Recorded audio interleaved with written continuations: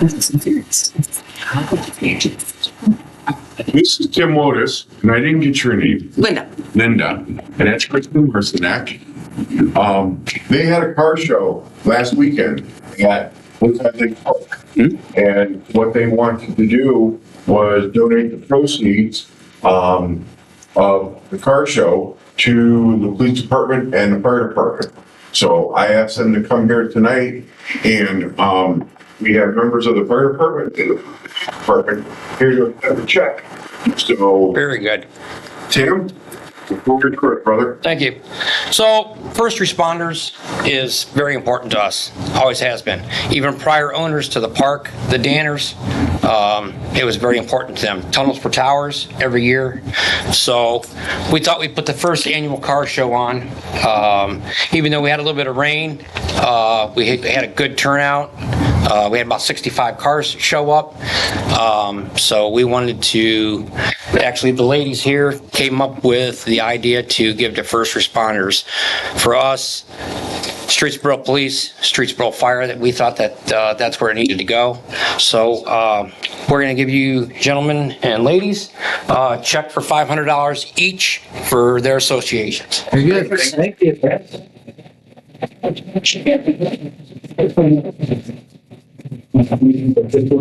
Sure, absolutely. We need to make sure you guys Yeah. that stuff in the background. That's stuff. That's just people. Negative. Because I am behind the camera. Alright. Anyway, it's an issue with the platform. Alright, perfect. Thank you. Thank you, council. Thank you very much. Yeah. This is really great. It's important. It really is. Oh, I know. Yeah, they're kind of important to us. Thank you. All right. And your squad, Thank you. actually, the squad showed up for the show, but they had to go on a call, so we could not give them best of show. Thank you. Thank you. Thank you, Mayor. All right, thank you, President Mishnak. I'd like to call the Special Service Committee meeting to order, Monday, July 25th, 2024. Invocation, Ms. McDaniel, and pledge of allegiance, Mr. Mayor. Would you bow your heads with me? Heavenly Father, thank you for the opportunity to gather here this evening. Thank you, Lord, for guarding our city and blessing us with prosperity. We know that we don't deserve these gifts, and we are not worthy of your favor, Lord. We all sin against you in our thoughts, our words, and our deeds, but you continue to bless us. I ask that you give us wisdom and guidance tonight. Help us with every decision we make. May they be righteous in your sight, for our benefit, but for your glory. It's in Jesus' name I pray. Amen. Amen.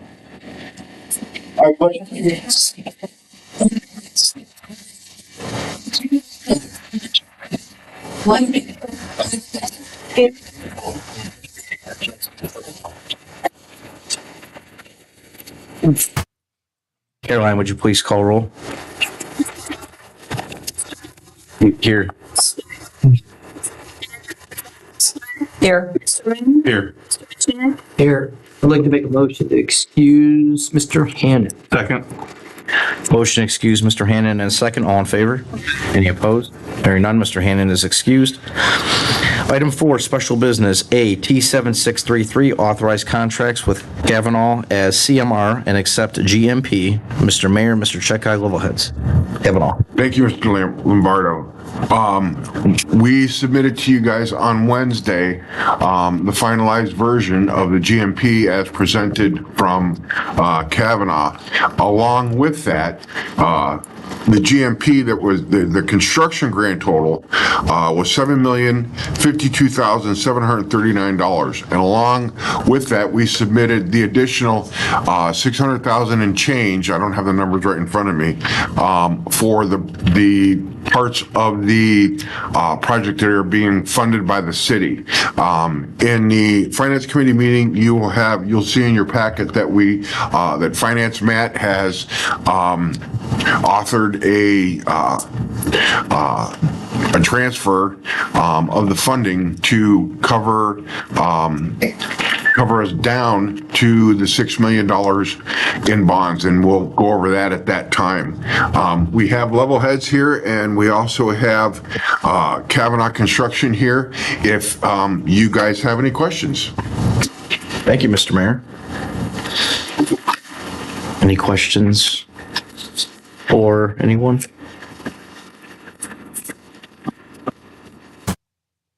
My only question is, the flagpole, is there gonna be one in the front of the building? Pardon me? The flagpole, where's that gonna be? The flagpole will be on the State Route 43 side of the building. Okay. Yes. All right. How do we look on the financial end of it? On the what? From basically around 5 to 7 million in the end. How do No, you, how do you feel about it? We're going to, the bonds, we're going to sell $6 million in bonds, and the remainder, Matt will take some of it from 401, and some of it will come from the carryover, keeping us above the 25%. In fact, there'll be even a cushion on that. He will explain all of that when, I believe when we get to the finance. I think it's it's item G on the Finance Committee meeting agenda. You feel like we're in a good position to service that debt over the coming years? Absolutely. We've had numerous discussions about it, and Matt feels very confident that we will be able to. Oh, the mechanics of it, I don't trust you to do. Yeah. I'm just want to make sure, as I see it creeping, that we feel we're in a good position to financially service that debt as we go without sacrificing other stuff. So that's all I had. Well, we were able, Matt and I went to Chicago 2 weeks ago, and we had a meeting with S&P for a bond rating. Our hope was that we would get to a AA plus. Our goal was to keep our AA. We didn't meet our hope, but we did keep our goal. So we are in a very good position as far as the bond market goes in order to get very favorable rates for the bonds. And they have stayed pretty steady over the last couple days. Mr. Ring? Thank you. That's what I want to talk about, because I noticed on the bond sheet that you gave us that you were calculating it at 5. And I know we had talked about all different rates, 4, 4.5, 5, 5.5, depending on where the market was at. I know the treasury markets and the bond markets are high right now, paying high interest, which means we pay high interest when we issue them. Is that likely going to stay the rate, or? Yeah, so the rate has stayed the same over the last month. So I noticed that in the different distributions, it is at 5%, and then the latter half is at 4%. Yeah, can we flip And that? that's an estimate. That's an estimate. Well, depending on how the market goes, flip Yeah. rates do. People want to lock in that higher rate, and Yeah. so it won't be an issue selling them. But with muni bonds, because of the tax purposes, because it's you don't have to claim the interest on your federal income tax, they do sell for a little bit more because people are willing to take that because they might be predicting higher taxes, so they want to tie up that revenue stream without having to pay taxes. Yeah, so there's probably no chance that goes down by the time we actually float the bonds. Unless the Federal Reserve calls a very quick special meeting, I don't see that happening. The sale will happen on the 30th. This will be about a week from now. Okay. On Tuesday, and that is when we will go to market around before lunchtime. Okay. Thank you. Ms. McDaniel? Thank you, Mr. Lombardo. Mr. Miller, sort of piggybacking to Mr. Ring's question, obviously, we're living in very tumultuous times. And this project is estimated to be about 14 months in length. Are we factoring in any huge changes swinging up or down market-wise, supply-wise? It's just an unprecedented time in history, and this is a huge project. Do we have that front of mind? I know this has been in the works for a long time, but recently things have gotten hotter. That's a really good question, and there's This is a GMP though, right? Like, we're guaranteed this price. So they can't charge us more for stuff. Price. Yeah. I just want Right. to make sure of that, just being new and living in the time we live in. Learn did learn a lot from the training center project as far as ordering and things like that to make sure that we have the items in what they need. And Kavanaugh has done this many times before. And, once we sell the bonds and once we sign the certificate of available funds, everything will move forward. And we're not, and correct me if I'm wrong, we're not having as many problems with supply chain as we have had in the past. Is that true? So we're hoping that that's what, We'll say prayers for the next quarter. yes, we will. Thank you. Do we have to amend this with the new exhibit that was sent earlier today? Yeah, we provided, we talked to Chris, Lisa had sent an email over the weekend. Yeah. And we addressed those concerns, and we felt it was best that when Christine supplied us the cover letter, that she put today's date on it, so you guys know that you are voting on the latest and the greatest. And the one that was submitted, the one that you guys should have in front of you, should have a date in the center of July 22nd, 2024. That's the latest and greatest. Yeah, but our stamped exhibit is July 17th, so we have to amend it to. You probably do. Right? There was a Friday morning email from Mr. Checkeye that had the numbers in it that were updated too. Yeah, the 275 to 325 for our second contingency. Correct. Yeah, the updated owner's contingency information. Well, I will make a motion to make both of those amendments to the exhibit. Motion to make. Amend Exhibit A to include the updated cover letter from July 22nd, 2024, and then amend what we'll call the GMP, page 1 of 11, the owner's contingency line from 275 to 325. And we have a motion to make those two amendments. We have a motion and a second. Roll call, please. Mr. Ring, Yes? Mrs. McDaniel. Yes. And Ms. Wagner. Yes. Mr. Lombardo. Yes. Ms. Glenn. Yes. Mr. Mishniak. Yes.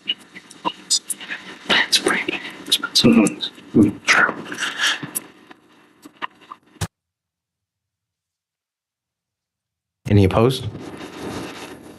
Hearing none.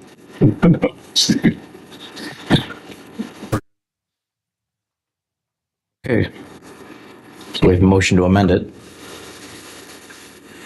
We need a motion to, If there's no further discussion, I'll make a motion to move this to tonight's full council. motion and a second to move this to tonight's full council. All in favor? Any opposed? Hearing none, so go to tonight's full council. Announcements, there will be a regular finance committee meeting immediately following this meeting. Motion to adjourn. Second. Motion and a second to adjourn, all in favor? Aye. Any opposed? Hearing none, we're adjourned.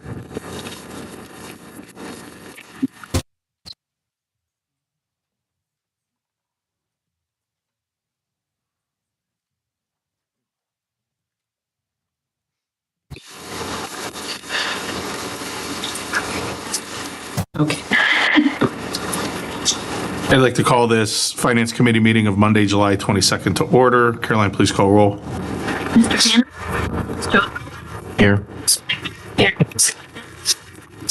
Here. Mr. Ring. Here. Here. Motion to excuse Mr. Hannon. First and second to excuse Mr. Hannon. All in favor? Aye. Any opposed? Hearing none, he is excused. Item 3, disposition of minutes. Regular Finance Committee meetings of January 22nd, March 25th, and June 24th of 2024. Motion to accept. First and second to accept. All in favor? Any opposed? Hearing none, they are accepted. Item 4, monthly financial report, including the quarterly credit card report. Mr. Matt Miller. Thank you, Mr. Ring. This is the half-year report for the city and for our June financials. You got that email last week with the various documents for the general fund. We're at about 62.5%. And I did something a little different this time. I broke out that 62.5% because for the general fund, 40% is actual expenditures. 10% is transfers and 11% is POs. And that's just money we just tie up for the remainder of the year. For the city overall, it's at about 65%. And again, I broke that out. 35% is actual money being spent, and we have about 24% in POs. So we do tie up our money early on, and part of that is construction is in that figure. Revenues are looking really good, about 62 and 63% respectively between the general fund and total revenues. Our income tax, which is our bread and butter, year to date we're up about 1.3 million versus last year. Our withholding is still holding around positive 238,000. Net profit has cooled off a little bit to about 290,000 year to date, but our residential is down about 94,000. And I'm just expecting less and less people work from home, or they went and got jobs at actual companies. Interest income still looking really good. This is the flip of the bond interest rate. So we made about 93,000 last month in June. We also, I like to report on this quarterly, our water department has collected about 1.95 million on the first two billings. Keep in mind that first billing is last year's rate. So out of the 4 million, they still have about 2.1 to collect in the water fund.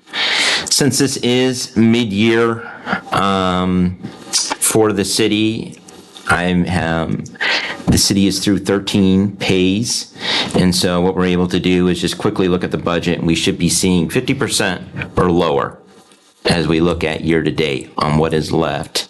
And in the general fund, we did a calculation today, and potential savings around 450,000 that we have, and that is between wage lines, Medicare, pension. That does not include OT, and that does not include any safety forces incentive pay. So that is some pretty good chunk of savings midway through the year.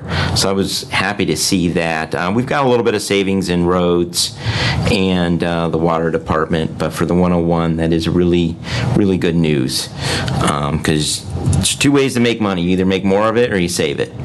So when the city can do both, that definitely helps out the finances. Any questions on any of the financials? I don't see any. Thank you, Mr. Miller. We usually skip this a lot, but I should report on the quarterly credit card. Nothing has changed as of through June for the credit card lines of credit. Great, thank you. And before we get to new business, I do want to add an agenda item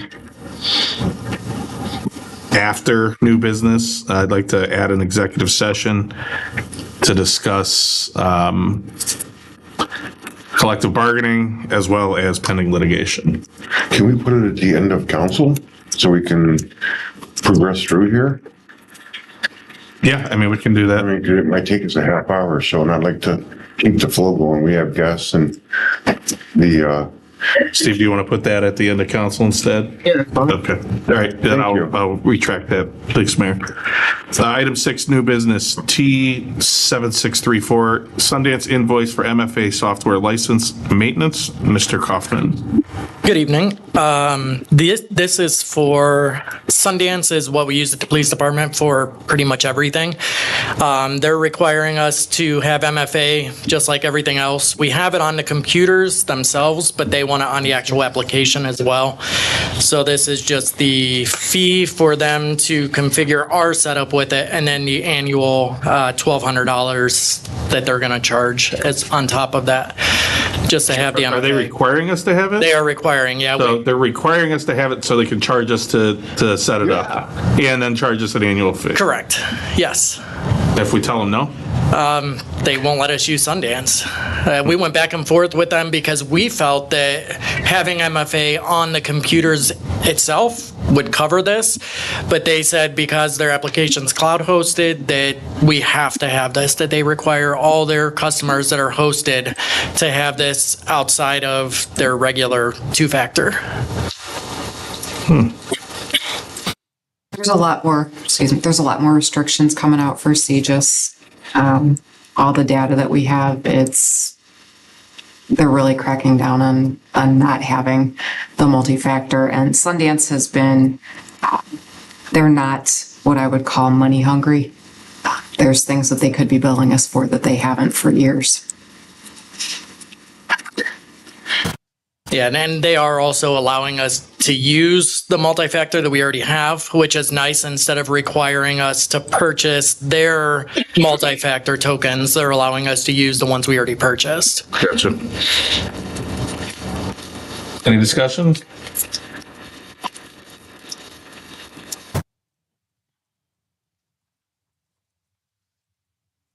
If there's no further discussion, I'll entertain a motion to move this to tonight's full council. I'll make a motion to move this to tonight's regular council meeting. Second. First, second to move this to tonight's full council. All in favor? Aye. Any opposed? Hearing none, that is moved. Thank you. All right, item T7635, authorize annual invoice for Citizen Serve Online Solutions. Mr. Kaufman. Thank you again. This is just our annual licensing for Citizen Serve. It's broke out, the different quantities are broke out per the GLs for which department they go to. But this is just our yearly subscription service. So the one license for just Streetsboro, Ohio, is that for you, for the admin? Is that for? Yeah, it's actually shared by a lot of us here at City Hall. The mayor can use that as well to just log in and get reports and stuff like that. Any discussion? I'd like to make a motion that we move this to tonight's full council. Second. First and second to move this to tonight's full council. All in favor? Aye. Any opposed? Hearing none, that is moved. All right, item C, T7636, authorized sale of fire engine 2616. Chief Reinholds. Thank you, Mr. Ring. 2616 is the year is a 2000 manufacturer E1. Our new engine will be coming in October. So we don't have a need for this engine anymore. So I like to sell it. And Brindley Mountain is the fire apparatus sales company. They're nationwide. Actually put it up, a sales advertisement. Our last vehicle we sold was our tanker, and the people that purchased it were from Texas. They came all the way up here and drove it back. So they have a national viewing range. So I'm asking approval to use Brindley Mountain. In the packet, you'll see the legal contract, which the law department has reviewed and approved. And I asked them what it's worth, and they gave us their opinion of what it's worth, 50 to 70K. I like to list it at 100, and I can always negotiate down. And they take 10%? Yes, 10%. Under 200,000, they take 10%. There are no other avenues to sell this without paying a commission? Well, I can try selling it ourselves with the advertisement, and I did that once, and it was a major hassle. I think it's worth the 10% to have the national coverage and the professional salespeople to sell it. And are you still using 2616? Yes, right now it's our backup engine. Are we going to wait to sell it until we get the new one?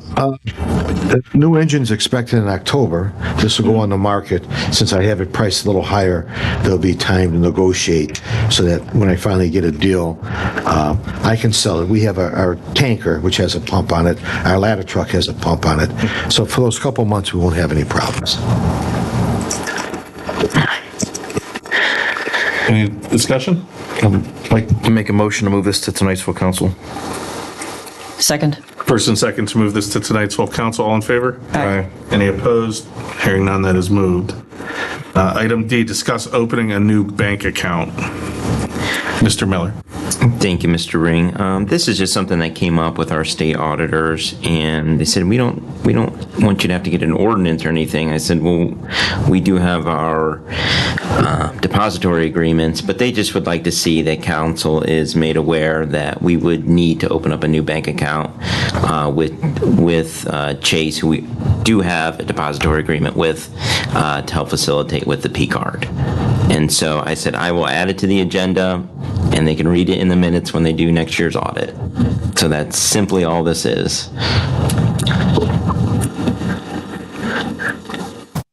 Just discussing it, we're not actually doing it. Council is aware that I'm opening a bank account, yes. Okay.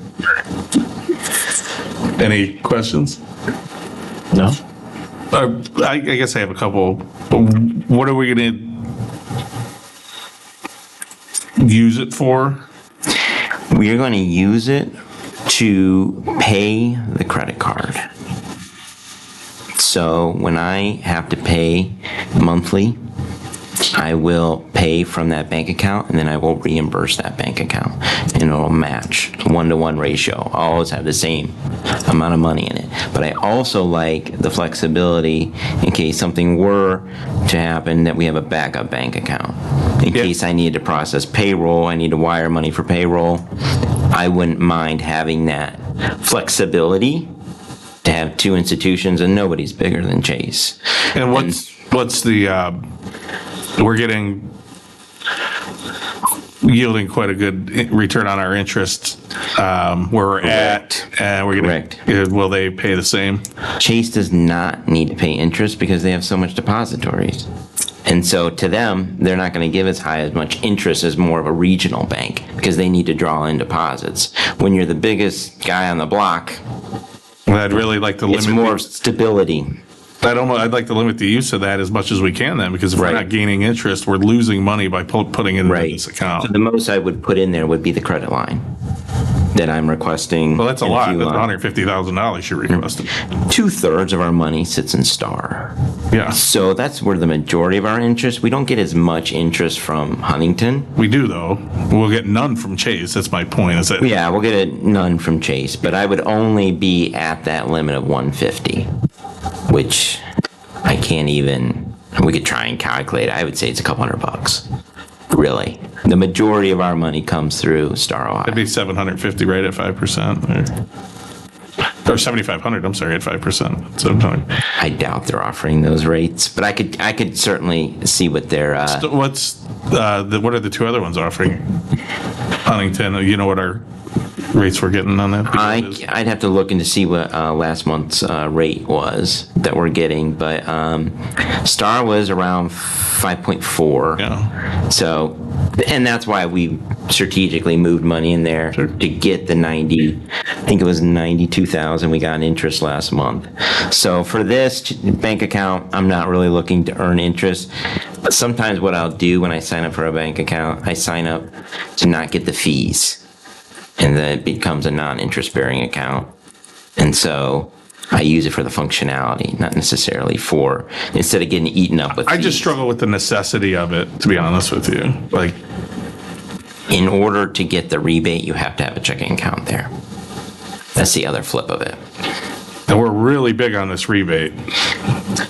Nice. Over interest. Which one's going to pay us more, rebate or interest? Well, if we make sure that we keep the minimum amount in there, pay off our card immediately, we shouldn't have any interest penalties or anything from that nature. But 150,000, I really don't. I can certainly do I'll do the I mean, math like for what rebate? You're talking about rebate on credit card purchases, like a points program? Correct. Yeah. So is that going to pay us $7,500 a year that we're losing if we take this out of Star? We could certainly do the analysis. Because I know it's not worth it if we're just losing. If we're losing more in interest than we're gaining in rebate, it's right. We would look not at a smart financial move. We look at the 150 over a year and just see what that brings in interest.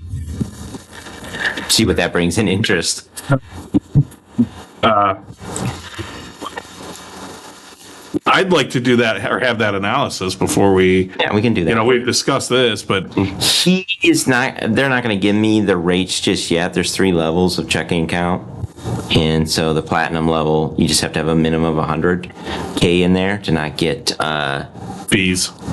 Yeah, I don't like fees. Oh, I agree. But I'm just questioning the point of even opening it to begin with, just to get some rebates on a credit line that may actually cost us money or lose money if we're pulling it out of an interest-bearing account that's paying us. But the other layer of analysis has to be done is the efficiencies that are built in.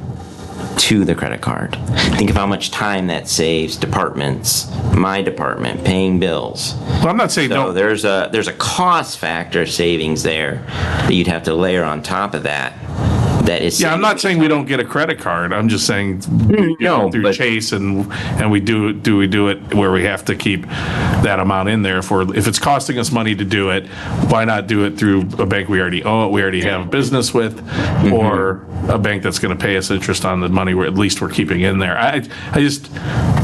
Well, being a Chase credit card and a Chase checking account, it pays it off instantly. I understand. You pay from another bank. Yeah. I think that's where I was more the angle I was coming at it from, because just in case I had only, not that I would ever get to this, but one day to pay, it's instant.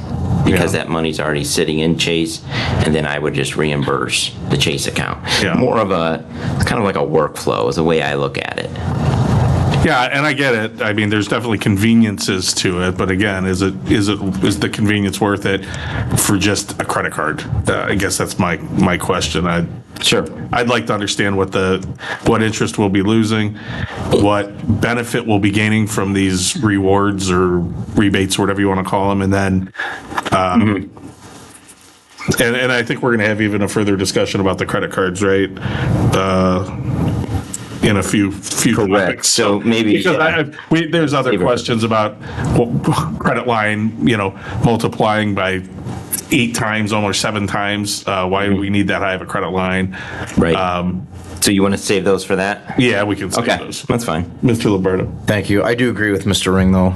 Maybe we can try to get some more information on that interest versus, seeing if it's worth it or not. So. And we're probably not talking about much, and that's if let's say we are making $7,500 on that $150,000, right? If we're taking out a starts at 5.14%, making a little over $7,500 in a year, and if you get $5,000 back in rebates, we're only talking $2,500. But that's $2,500 that can go to something that we. That's a good part of the analysis for sure. So I'd like to understand that. But any other discussion on the topic? So, Ms. Glenn. Thank you. Mr. Miller, would you be able to get us some type of an estimate on the savings? Like you said, saving time, that type of a thing? Sure. Okay. Thank you. Thank you. All right, moving on. Item E, T7637, accept amounts and rates. So this is something that, Council, this is something that we have to do every year, and it's just accepting amounts and rates from Portage County for various inside millage, and it's just acknowledging their rates, and that'll go to the Budget Commission that Council accepts their rates.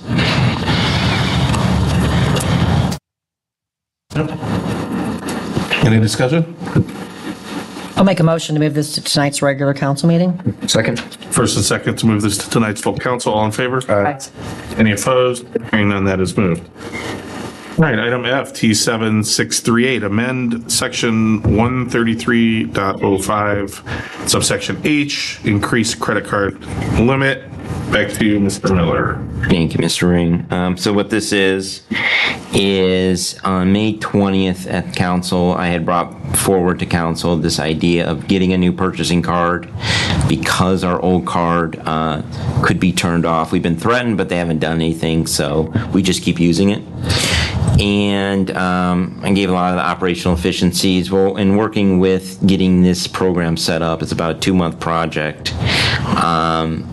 Our account rep, he actually wanted me to request $300,000, and I said, not a chance. I said, I'm willing to go to half of that and he explained to me, and Mrs. McDaniel had sent an email today in regards to float. I use a bunch of charges, different things, and if we can use it, some of our large purchases, then I don't have as much credit line available while I'm waiting to pay prior month's bill. And so, in talking with Law and Caroline, it was noticed that in Code Section 133.051H, that this would need to be changed to give that higher credit limit allotment. And I mean, we have a $20,000 line now, and have you had issues where you need another $130,000 to use? between Not 2 months? 130. But why, so I just don't, that's a huge Exactly. credit line and I don't think it's necessary. So Why not 50,000? one of the things you take right off the cuff is Bureau Workers' Comp. There are no credit card fees when we have to pay our workers' comp premiums. And so for the city, it's about 110, 120,000 for a year. We pay it in like 2 halves. And so right off the cuff, you're getting that charge just taken care of, no credit. For me, and as I've explained to Councilwoman McDaniel, for me, the rebate is secondary. The primary is the software capabilities that that card gives me. Because think about it in a sense of, okay, so there's 2 cards in the city. When I got here, there was only 1. I was able to get a second card and I actually doubled the credit line because we were at 10,000 when I first started here. And what ends up happening is certain vendors only take credit card. I cannot send them a check, an ACH, an EFT. I can't. They have to take a credit card. So what happens? My software is $18,000 to $20,000 annual renewal on some of our software. Well, guess what? We got to turn around, scramble, get everything paid. Then I've got cards. People are traveling at the same time. Well, if that credit limit is used up, they get denied at the desk. Believe me, I'm not telling you stuff that does not happen. No, and that I understand, and I understand that the actual functionality of the card where you can create sub accounts on the account. I understand. I work in the credit card side of the industry, so trust me, I understand everything you're talking about. Good to hear. Yeah, very well. I'm not concerned about that. I don't disagree that that's a good option. I don't disagree that it's probably better because you can track things easier.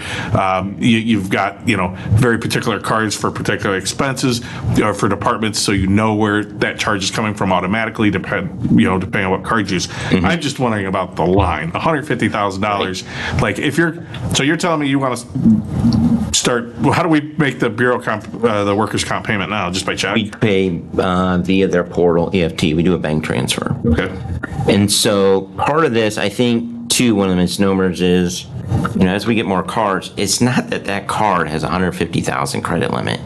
You buy card, you set limits. The city overall would have that for when we got to go make the workers' comp payment, we use a virtual card number, we make that payment, it comes back down to reality. So what we're working on right now with Chase is doing what we call a vendor match. We're seeing what vendors take credit cards. Folks, I cut a lot of checks. I do a lot of ACH stuff. And if I have some of those vendors that would just take a credit card, they just pay off the credit card, and it's no credit card fees on me, to me, that also, I look at it from this standpoint as well. And Kaufman was kind of talking about this, and Chief Wayne, there's a lot of fraud out there at the moment. And when you're using a credit card, let's say I cut a check and it goes the wrong place and they deposit it. It's a nightmare with the bank trying to get that money back. I made a charge and it was some nefarious character at play. Well, guess who I call? I call MasterCard. And now it's in their fraud department, and the next day, or 2 days, or 3 days later, the chargeback comes back to our account. There's a fraud element to all this. And so what that kind of gives us, because I do have a lot of people traveling, and that gives me the ability, when I see a charge on there that says, wait, something's wrong with that, and you can contact MasterCard. I don't have to call the bank. There's a fraud department. So you don't contact that. MasterCard, you contact the bank's fraud. I think the bank who contacts MasterCard, yeah. And the bank's checking accounts have the same fraud department. So you're saying you need the line because you want to divvy up the line between the different cards and make sure everybody has enough available when they need it. I just want an explanation for $150,000. That's all. Sure. So I would probably put department cards, I'd max them at probably $5,000 to $10,000 at most. And there would also be a daily limit. So if you got 3 cards out there, that's $15,000 to $30,000. Okay. Then I would have a card there would be one card for all the other departments, and then there would be like a master one. That would be like the main one. That's the card that I can make a one-time change. It takes about 5 seconds. Go pay Bureau Workers Comp, turn it back off. Put the credit line back down. But at the moment, we don't we have a lot of potential to pay a lot of vendors. And so do we want to cash wrap ourselves, and they even made it 50,000? I would have to keep turning around multiple times a month, which I've done with the current card we use, where I have to make multiple payments a month just to free up the credit line. It kind of we should be able to at least float. Usually the industry is like 2.5 months, or I should say 2.5 times what you normally need. And like I said, this guy they were trying to get me to get 300. I said, absolutely not. I don't feel comfortable with that at all. But 150,000 would give me some breathing room that, hey, if I can pay the gas tanker, if I can pay my electric bills, and if I can pay Bureau of Workers' Comp and travel, then we should be able to get to those thresholds. Ms. McDaniel. Can you clarify for me, it's been my experience, Mr. Miller, just on a personal level, I haven't found electronic transfers, ACH, to be less convenient than credit cards. So am I maybe missing something as far as function? They're very convenient. They're convenient. So you had mentioned that credit card would be more convenient than that, but I don't think there's a difference. Depends on the vendor. Okay. It depends on the vendor. So some vendors, but at the end of the day, if I'm going to be paying out hundreds of thousands anyways to a vendor, might as well get a little change back. That brings me to my second question. What does the change back look like? So there's different tiers. Glad you asked. So you'd have to spend at least $250,000 in a year since signing the agreement to get about 35 basis points. That's it? That's it. As you climb, you get more back. Keychainers? How much do you get back at $1 million? You get 1%. Or 100 basis points? 100 basis points. So yeah, exactly. 1%. 1% you would get back. Okay, so we'd have to spend $1 million to get $10,000 back. If you're going to spend it anyway, why not just get the $10,000 back? But then we're losing $7,500 in interest, so we're only gaining $2,500 with having to spend $1 million on a credit card.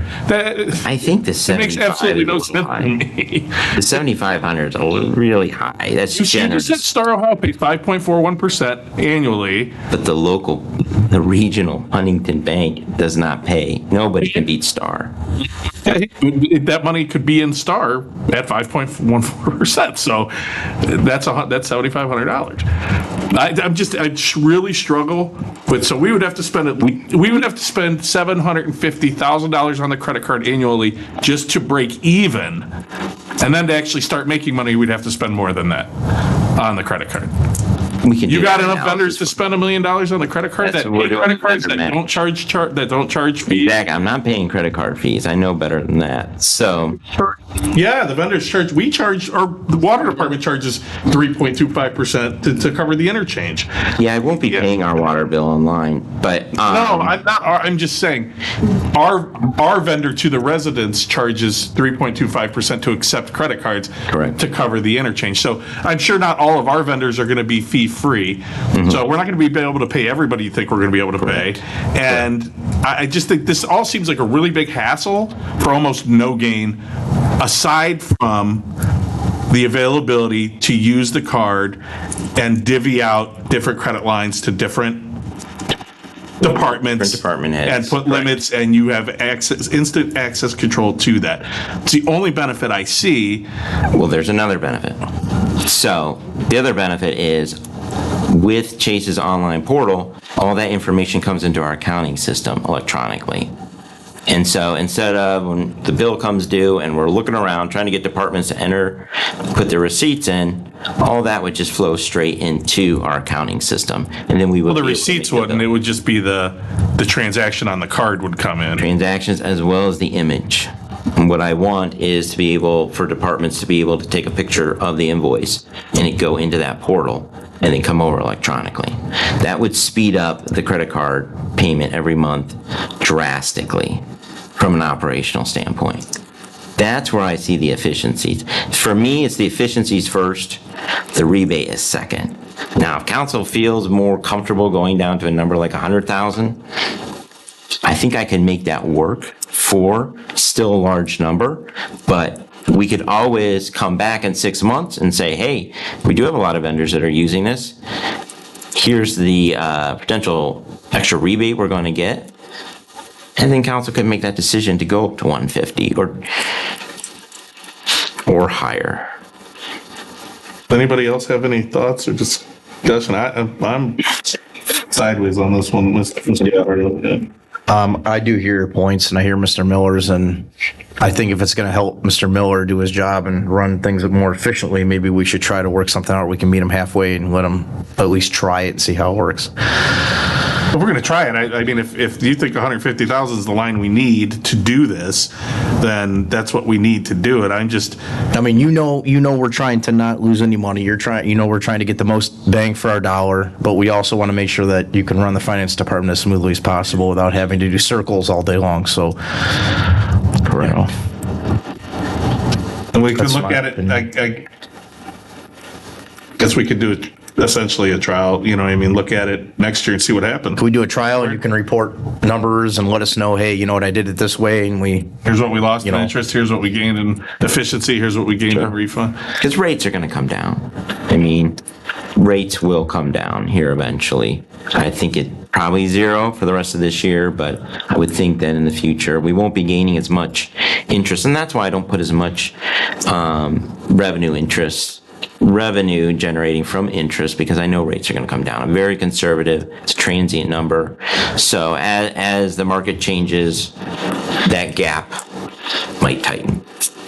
Maybe. Can you try $100,000 and then give us a report? If that would make council feel more comfortable, I can certainly work with that. I mean, at that point, why not just do the 150? Like the $50,000 in interest we're going to save.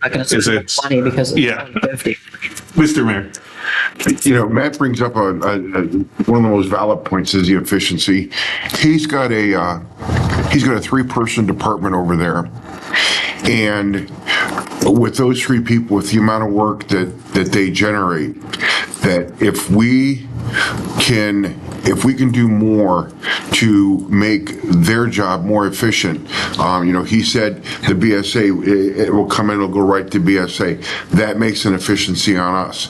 The reconciliation, it makes an efficiency on us. That efficiency, although you may look at it as $10,000 a year or $7,500 a year, that efficiency could most likely and possibly keep us from having to add another person down the line.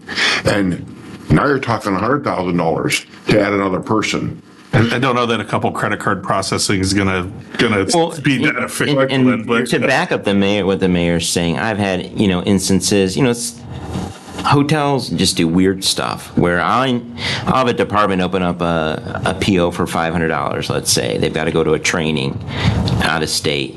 Well, that hotel will charge me one night for deposit.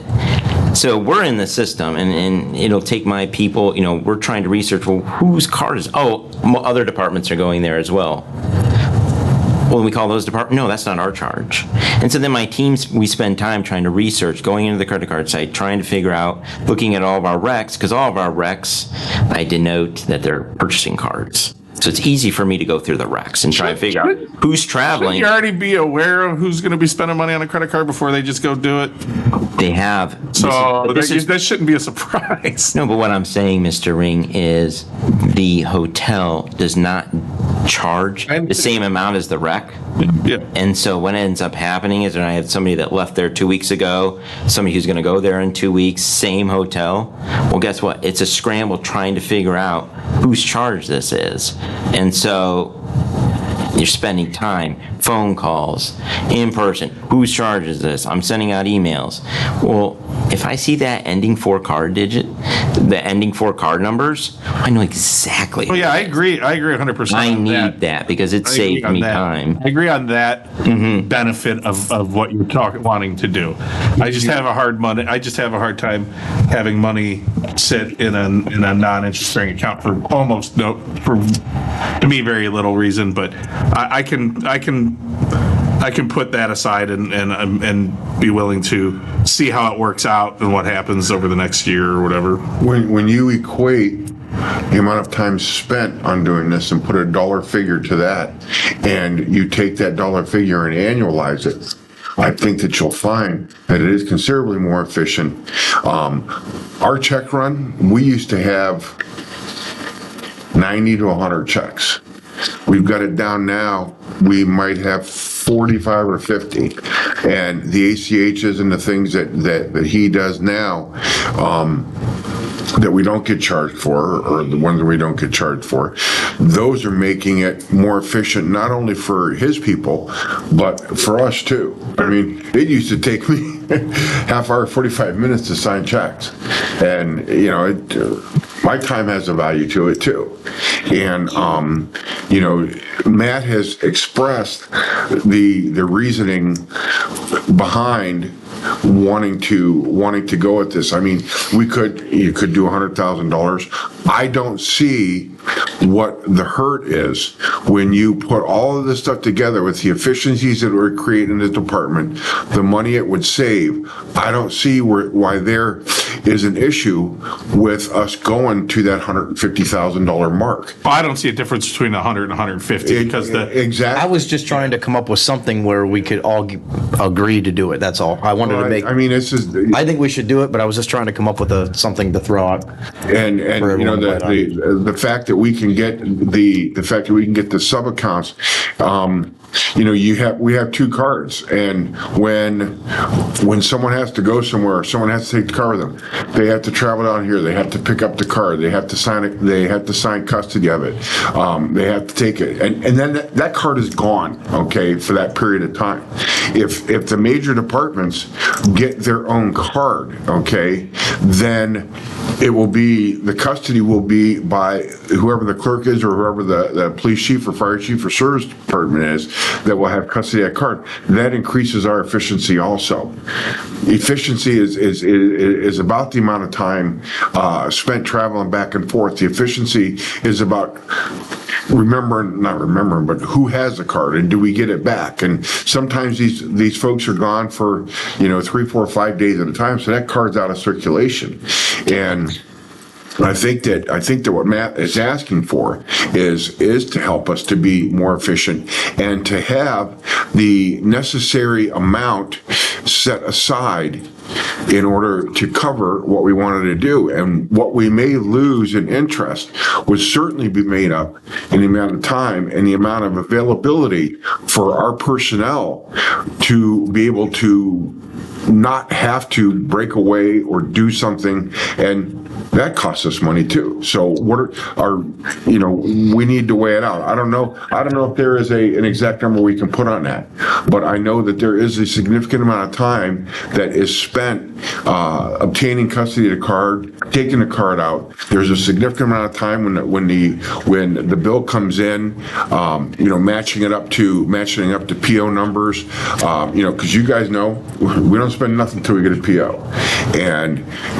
matching all that up. There is time and there is efficiency involved in that, and I think that that the $150,000 mark is one that will cover us for virtually every circumstance that we would encounter, and I would ask council to approve that amount.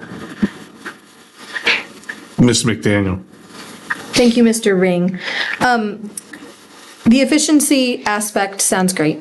I have no problem with that, or having the cards, designated per department. That sounds very helpful.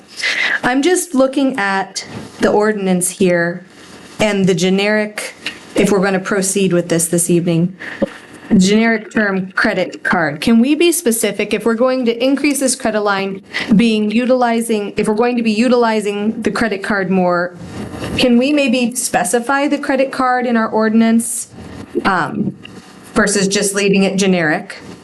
Just a question I have. I don't know if that's for legal. I don't know who that would go to. I don't. You mean to put like the actual Case credit card or something? Or? Should it be specified instead of just generic? We have to change. Yeah, that's what we'd have to change it if we ever change. We'd have to change the ordinance to stipulate which card. Yeah. Okay, so that complicates it. That was one question I We'll tell you, had. Matt is always on the lookout. If there comes up a card where we can get, more cash back or whatever, I'm sure that it's something that we'll look at. I believe that. That was just one question I had. Second question I had was, Mr. Miller, when I received your reply today and asked just about where the rebate monies would go, you said they're going to just go to miscellaneous revenue, general miscellaneous. Can we designate a specific line item where this money goes to instead of just into the pot? I like to so if I have let's say I'm going to use Mr. Miller over here. Let's say the water department used the card extensively. It's not really fair to the water fund for all that rebate to go back to the 101 fund. So what you can simply do is, because like I had mentioned earlier, every rec has already been denoted that it is a P card requisition, not just a normal requisition where I cut a check. What you simply do is download 12 months of data, just do a quick pivot table, and you could just do a weighted average. So let's say I got $1,000 back. I could just do the percentage back to the different funds. But miscellaneous revenue, I don't know if I want to, are you saying you'd like to this go to like a park program, or like a 205 fund? Just wondering if it should be more specific, since we're going to be bringing in some, not a lot, but some rebate monies, if it should be more specific than the general fund. I had not considered that, but if you'd like to make I just think the fund should get it. More specific, though. Now we're limiting our use, right? If we put it into the general fund, then we can transfer it anywhere. If we put it into any other fund, we can't transfer it anywhere else. So, like, if we put it into a parks fund or a 401 fund, we can't then take that and go, oh, you know what? We want to actually put this in the general fund to pay for something in there. We can't put it back. So I'm always a fan of, let's throw it in the general fund, and then, council can determine where we want to use it if it comes to that, if it's that much money. There's much more flexibility if it goes into 101. Is this going to incentivize more spending because rebate is going to be weighted based on who made the purchases? So we're going to dole it out potentially based on who spent the most. So are we incentivizing spending? We haven't decided that. This council's got to decide how that gets. I'm just basing it off of responses. Said maybe allocate it back to the department. This is based on the question I asked earlier to Mr. Miller on an email. Rebate would go to miscellaneous revenue, general ledger lines, can be weighted based on the fund, i.e. 101 versus 201 versus 501, who have made purchases to contribute to the rebate. Correct. I think it's spending. Or are there expenditures there? There's another layer of control, which is the budget. They can't spend more than their budget. So there's your layer. They can't even put a PO through the system if it's over budget. So you got to add the different layers to that. But it's a good point to make, but I would just, how I've done it in prior jobs is we just take that money and allocate to the fund who helped earn it. A majority of it's going to be workers' comp. From a financial planning standpoint for the city, I disagree with that, just because all of that revenue is city revenue. It's supposed to, right, at some point go back to the taxpayer. So I just because one department spent it more than another doesn't mean their budget should be more because of that. I think we need to put that money where we need to use it, period, and not, that's why I don't want to limit it to a fund. I don't want to, and council has to decide where that money goes. So, if it comes back in, we would have to approve it to go to whatever fund. So if it made sense, hey, water spent this much, and we want to give them this much because they actually have this project they want to do and they need the money. Okay, but if they don't need the money, even though they spent the most, maybe we do give it to a parks need or a fire need or a police need. So I want the flexibility of using revenue the way we designate it. I'm just reluctant, like Lisa said, to reward who spent the most. Right. Well, I agree with that too. Yeah. Yeah. I had one other question. It's slightly aside, but you were emphasizing fraud. Are we having issues with fraud at all? No, not at this time. Thank you. Any other discussion?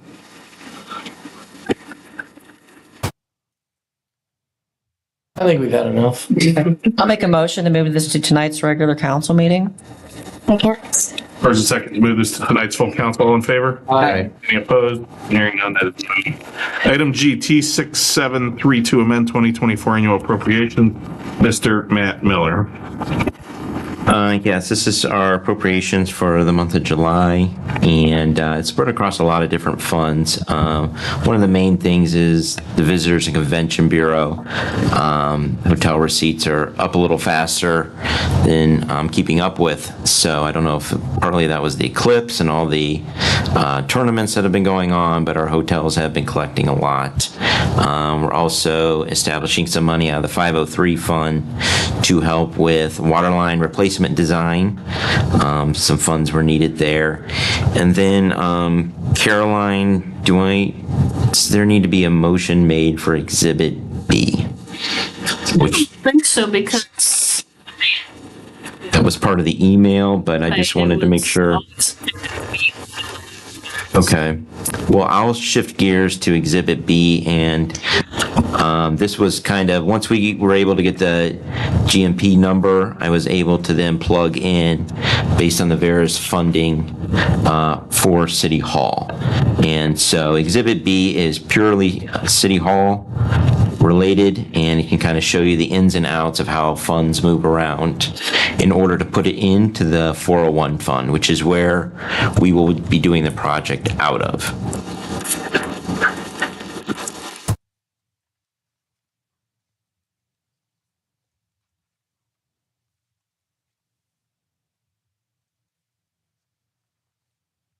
Any questions? Any questions or discussion on the? I don't have any. No. No further questions. I'll entertain a motion to move this to tonight's full council. Make a motion to move this to tonight's full council. Second. First and second to move this to tonight's full council. All in favor? Aye. Any opposed? Hearing none, that it's moved. All right, item 7, citizens' comments. Seeing none. Item 8, announcements. Regular council meeting will immediately follow this meeting. Motion to adjourn. Second. First and second to adjourn. All in favor? Aye. Any opposed? Hearing none, we are adjourned.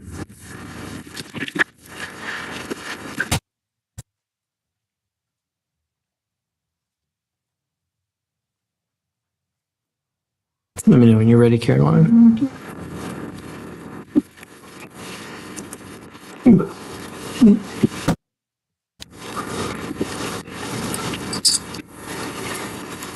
okay. I'd like to call this regular council meeting of Monday, July 22nd, 2024 to order. Roll call, please. Mr. Hannon. Mr. Lombardo. Here. Ms. Wagner. Here. Ms. Daniel. Present. Ms. Glenn. Here. Mr. Ring. Here. Mr. Mishniak. Here. Motion to excuse Mr. Hannon. Second. First and a second to excuse Councilman John Hannon. All in favor? Aye. Any opposed? He is excused. Disposition of minutes, we have the regular council meeting minutes of July 8th, 2024. Motion to adopt. Second. First and a second to adopt said minutes as written. All in favor? Aye. Any opposed? They are accepted. Item 4 is citizen comments. Anybody who would like to make a comment at this time? Can be on anything. Come on up, Miss Lodato. Who are you? I can't because I'm going to give this piece. All right. I'm Carmen Lodato, 222 Madison Street, Ravenna, Ohio now, but I used to sit where you all are sitting. And I would just like to say that I'm actually excited for the city about the City Hall complex going where it should have always gone. When I sat in your seats, there was a proposal to have a mixed-use building with 3 floors of a medical facility, 1 floor dedicated to the city. And it's really difficult when you're up there, right? Everybody has their own vision and idea of how things work. But I felt that that is at the heart of the city, and I fought a lot against that, just so that you could be building something like what's being built now and next to the fire station, which I fought to put that levy on the ballot to get that built, and it's going to look beautiful when it's all together. And I'm very glad that project didn't work out the way that it was intended. So I just want to say that I'm excited for where the city's going, and I love listening to this debate. I mean, just ask the questions you guys ask. It's really wonderful to hear. And that's it. Thank you, Ms. Lodato. Appreciate your comments and your prior service. Next item on the agenda are reports, communications from departments, boards, and commissions. We will start on the right with the Chiefs. Chiefs squared.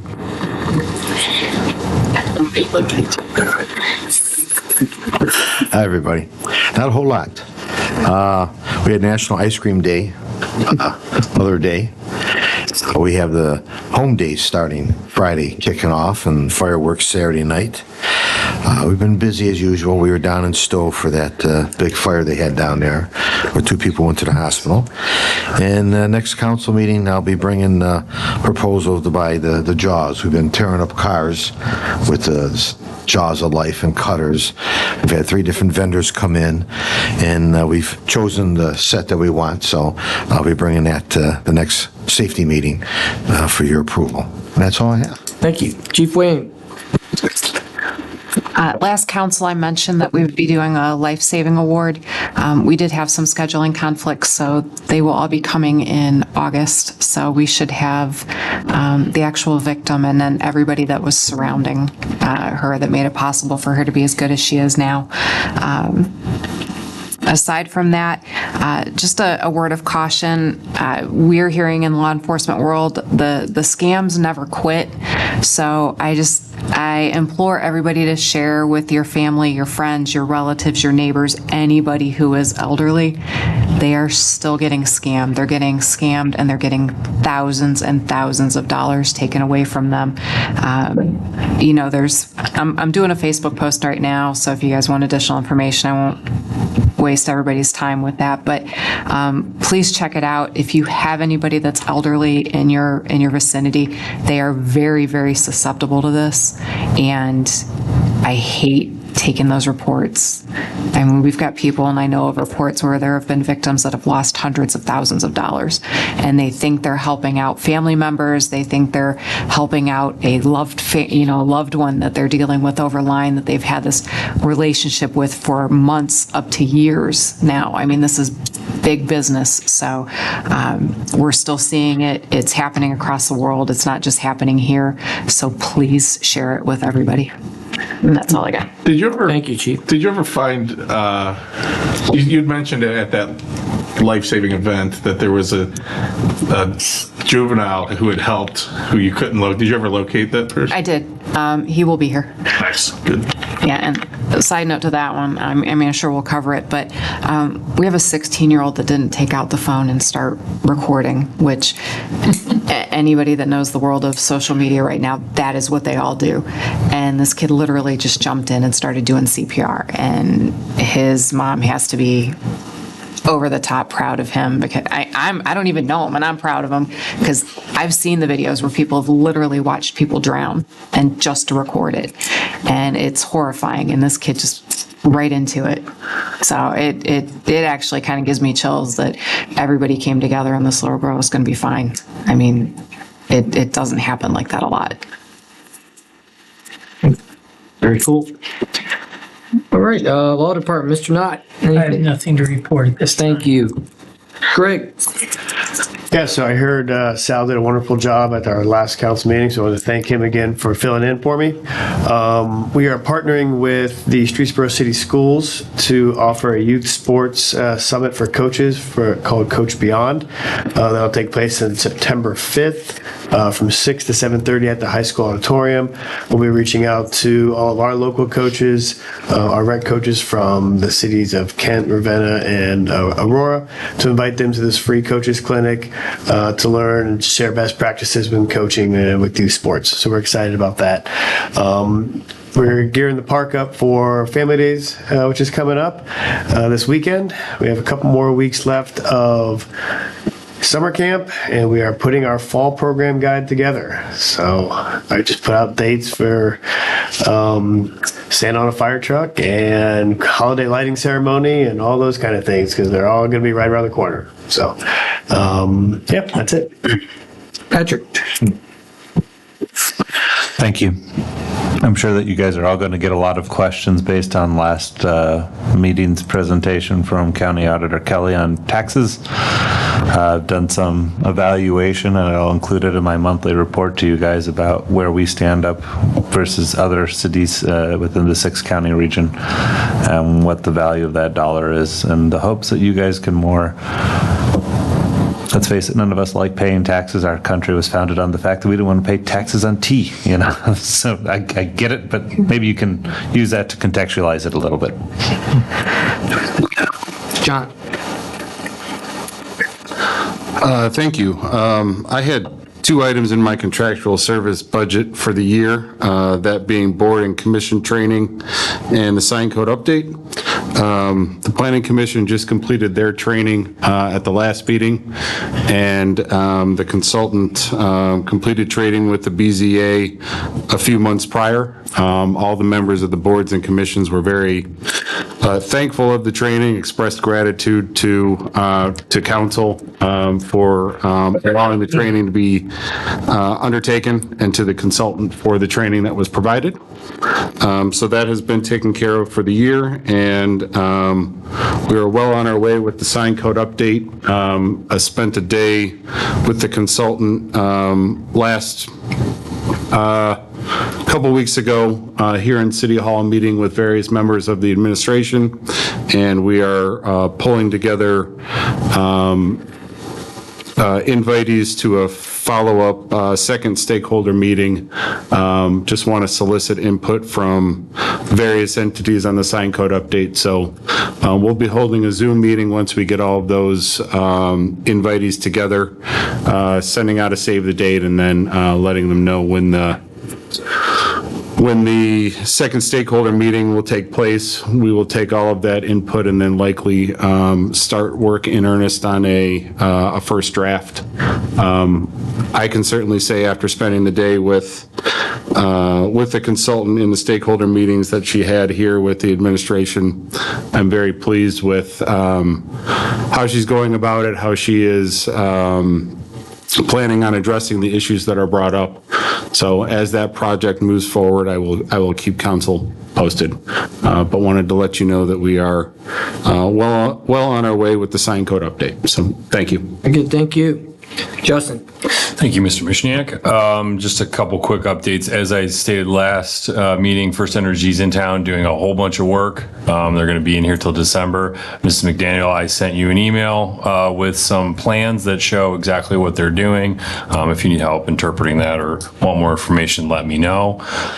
So just know that they will be accessing different points throughout the city. Right now, they're going through Sapphire, Hale, and I think Ravenna at this time. One of the items in our GMP documents will allow me to close out the city center project, the infrastructure project. So we took some curbs, we took some asphalt out so that we won't damage them while they're working on it. So Kavanaugh honored the prices from the city center project, and those were stated as alternates number 2 through 7 or something like that. So we will close that project out once they have established seed throughout the site and stabilize the site. So that'll help out both entities. Then I don't have to keep a contract open for another 2 years, and they can get their retainer. Road paving, roads have been paved. Striping should be this week, with berming to follow next week. And the amenities package is moving along. You can see the progress from the road. We've got, a restroom going up. Raindrop, our splash pad supplier, was out last week to inspect the plumbing, and they gave it the A-OK. So electrical will be hopefully finishing up in the next couple weeks, and we'll be pouring concrete. And our main equipment is supposed to come at the end of July. So Even ETA on opening. So I don't want to be overly optimistic, but the subcontractor that is putting in the main plumbing and things for the splash pad has offered to winterize it for us this year. So we will at least turn it on, make sure it works, but I don't know how much use we're going to get out of it. But cross your fingers, we can get some. Our equipment is coming later than expected, the main equipment, so that kind of led to a little bit of a delay, but. Didn't we buy that like a year ago or 6 months or 8 months ago? We did put the down payment in January. We got most of the stuff, and we've been told that everything except Raindrop's contracts through another company called VacPack to do the main equipment, the pumps, the blowers, the filters, and all that stuff. So there were a couple issues that they had found on previous projects that made it easier for us to winterize the equipment, and those changes took a little bit extra time. So hopefully we're getting a better quality product for a little extra time in waiting for the materials to arrive. Anything else? That's it. All right. Bill Miller. Nothing exciting. We're just staying real busy on our road patching and just the normal summer maintenance. Very good. Thank you. You got anything else, Matt, or you covered it? I think we beat him up enough tonight. He's over there. Yeah, it was a long night. I will say this though, just how exciting it is for city to finally be building a city hall. Being in the background, watching different people, different directors, and the mayor and our architects and Kavanaugh.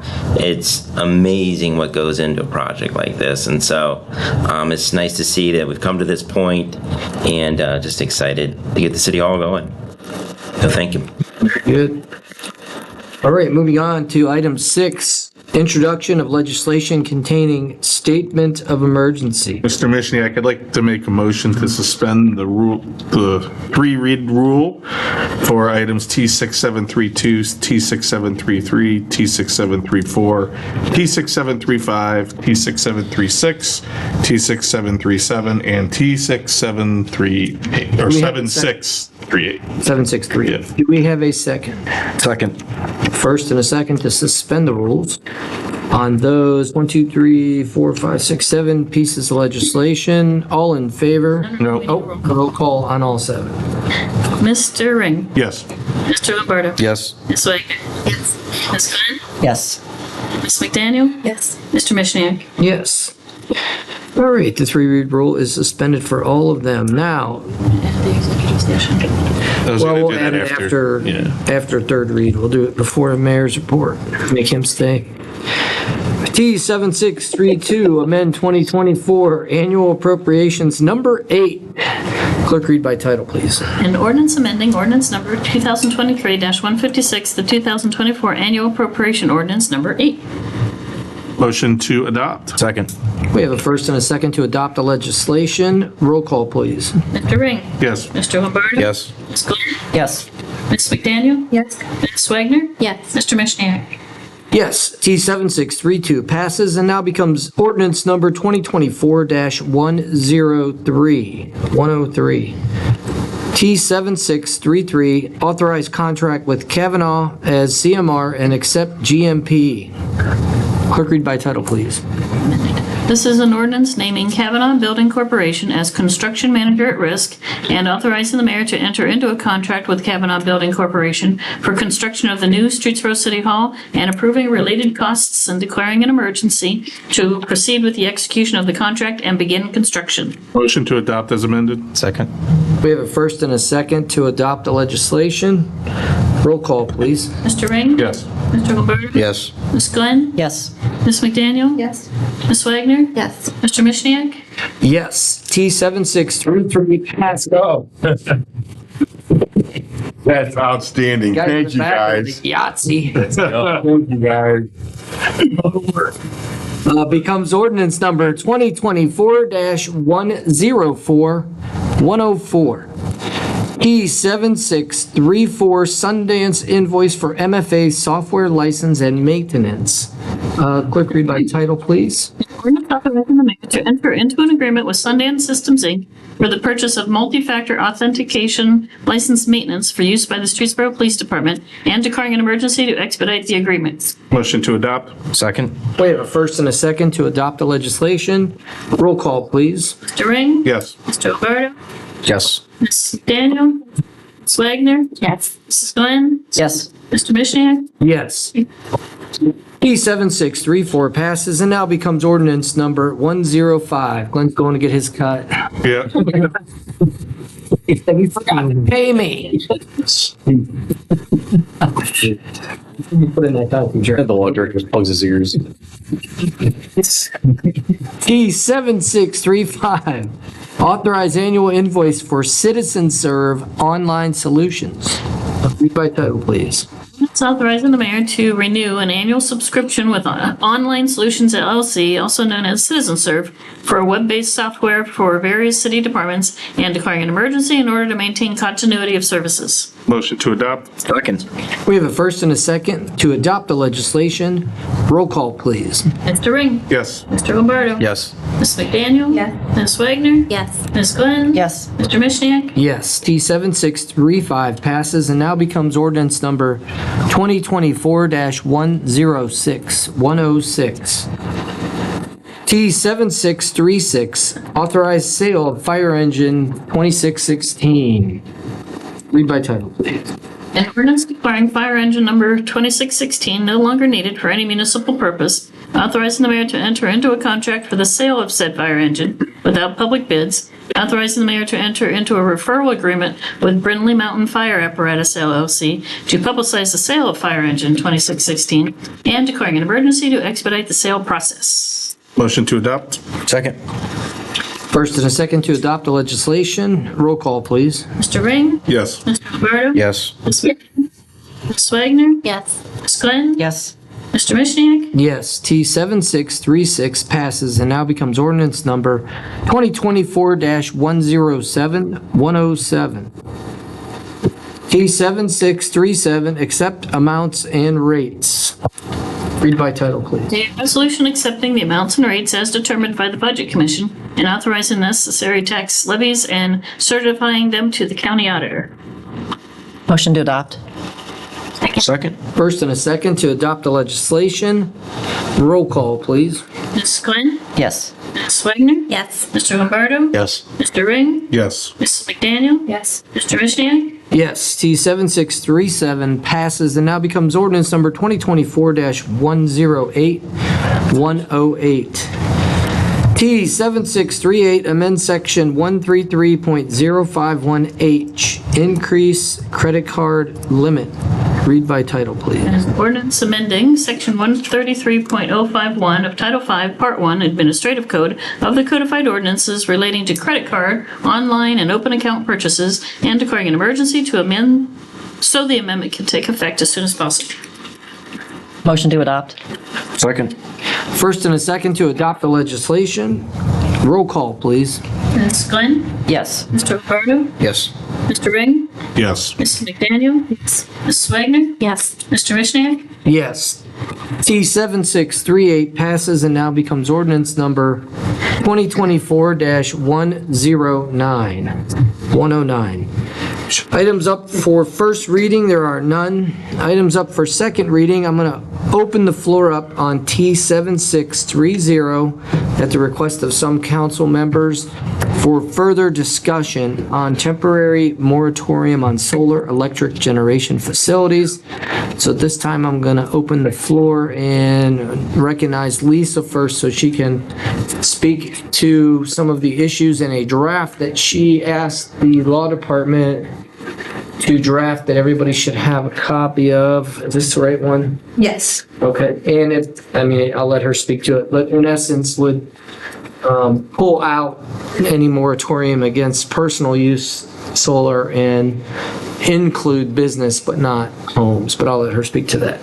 Thank you, Mr. Mishniak.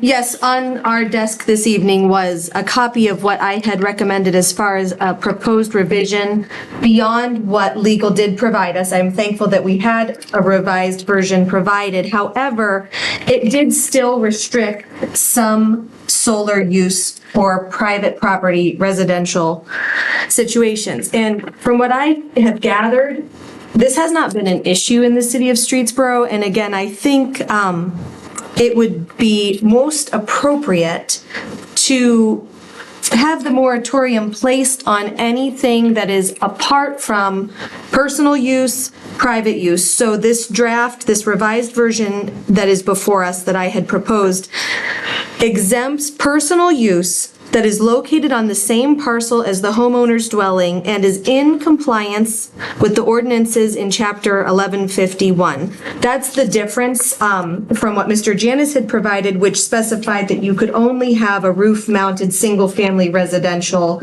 serving only the residence upon which the panels are sited. That was the exemption provided previously, and I just think that is still too restrictive. We do have some neighbors that have ground-mounted panels.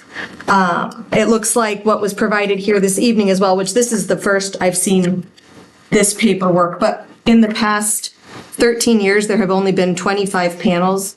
I just think allowing the residents to proceed with installing these if they want to, and obviously it's not a mad rush to do it, is most appropriate while we figure out regulations. That's not saying we shouldn't figure out what works best, but I don't want to see our residents restricted in this manner when the greater concern would be the outside entities coming in to establish solar farms and having no care for what we have going on in Streetsboro. That's a separate issue. So I'd like you to all consider that, please. Sure. We had talked, I looked at the email that you sent. I would support pulling, I'm using the language, pulling personal use out, or, if you're going to have a ground panel to heat up your outbuilding or something and you're out on Ravenna Road or Frost Road or wherever you're at. I think the problem that we seek to get a handle on isn't those things. And I think taking them out of the statute is a good idea. I would say when you wrote your email, you asked, amendment to section 1, and you said accepting any of these uses that, and then you bullet out those three things. The statute, Mr. Janis did just put the word accepting and then listed those three things. I would suggest we add the words any uses that, and then the semicolon, just so that it's clear. And then I would just ask that we clarify so that somebody reading this understands that it's and or. Is it all three? Or do I have to meet all three? Do I just have to meet one? So that maybe we make that clear. But I would support it. Seeing this list here, that's not a lot of people. And I don't know if somebody said there were some folks trying to apply to get it because they're interested in it right now, but. Well, there's a company going through my neighborhood at least. Too. Yeah. So I don't have a problem. People want to do it at their houses, on their property. They want to heat their outbuildings or something and try to do it in a energy efficient way like this. I think the moratorium was to, get a handle on what our regulations and use laws are going to be for solar farms and bigger commercial establishments. So go ahead, Justin. Thank you, Mr. Minchniak. I do agree. I shared the concern with residential being in there with Ms. McDaniel when we first discussed this. I have a little different perspective, though, because I'm still concerned even with private residential use, that ground units, what limits them to putting 200 ground units up on their property if they have it and creating essentially a solar farm? What stops somebody from putting units, their entire backyard just covered units, and I live 10 feet away from them in a neighborhood? What's to prevent that? Because we don't have regulations preventing that. I'm a more incumbent to lean towards Mr. Janis's version because it limits it to rooftop, and that when you limit it to rooftop, you're obviously limiting the amount you can have because you only have so much rooftop to put it on. What would you say to someone, like in my example, I don't know, this is just made up. You have like an outbuilding where you work on stuff and you want to put them a ground array behind it. and you're out on Elliman Road, or you're out past Woodside, or you want to heat a chicken coop in the winter or something like that, what would you say? Yeah, and I wouldn't, again, this is where it gets slippery though, because I obviously don't oppose that whatsoever. Yeah, I don't either. That's why I use it as But that's in an RR, and, right now, we don't have any regulations determining what can be done in certain districts. So if we just allow, and I'm not, if we allow any panel, including ground, there's nothing to stop just 100, 300, 400 panels going up on a piece of property. There's not. And I think that's one thing we do want to avoid, even if, because they can say, hey, yeah, it's personal use, I'm going to put up 400 panels because that's going to get me a lot of power. But do we really, is that what we actually want? Now, our regulations will probably address that in the future.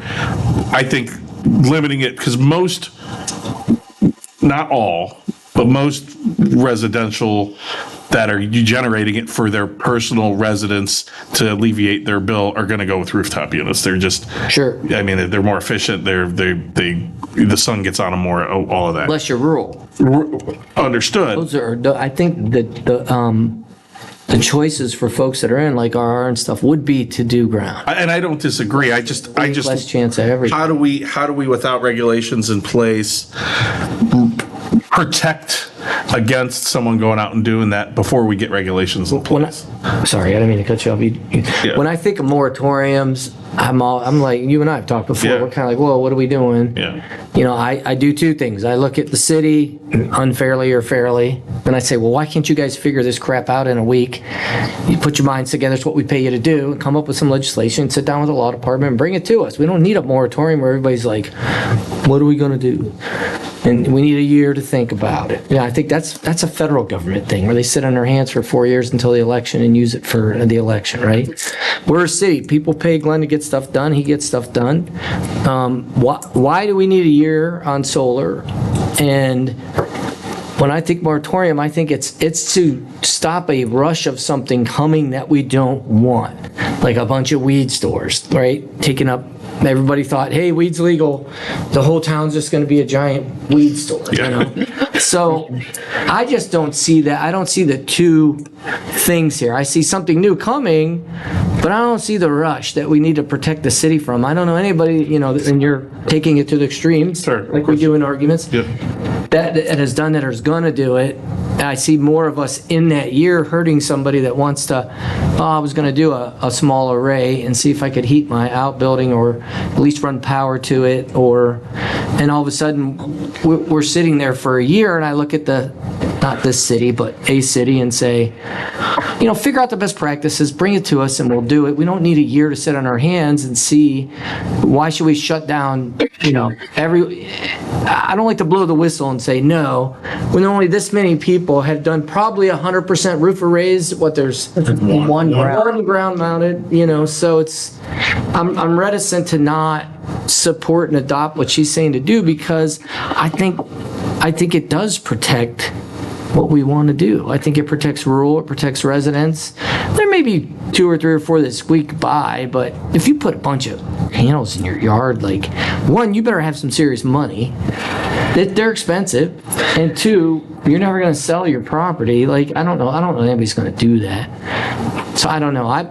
I'd rather leave it open for the year, personally, as she's suggesting, on your farm, at your house. And I'm gonna always default to less restrictive as well. I understand. Yeah. I understand your position. I'm not saying there's no right or wrong answer. It's a policy decision, right? We're just deciding policy. But I just don't. I mean, why does it take a year, I guess, Mayor, for us to do this? And what's the holdup? And where's that oncoming train? A bunch of crazy business guys put up drugstores. We had said in the last council meeting that our first focus would be on the residential. Okay, and it is totally within council's purview if we get the regulations to you guys, because they do have to go through planning and they have to come to you guys.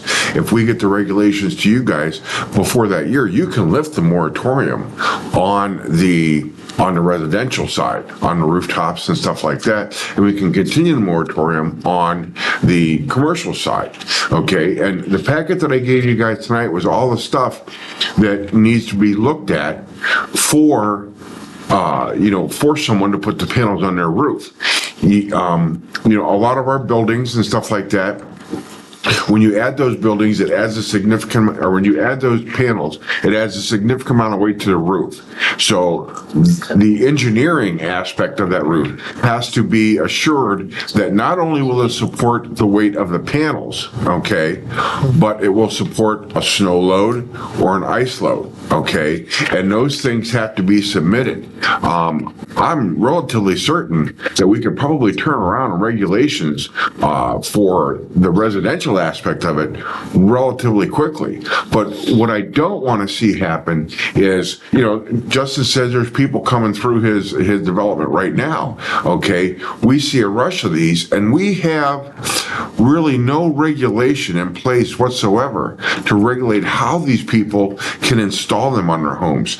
We don't, you know, they're still gonna have to file for a building permit because there's an electrical aspect to it. Is there a state code about, I mean, is state building codes with solar? Because we would, if we have none present, it would default to state code. So I don't know.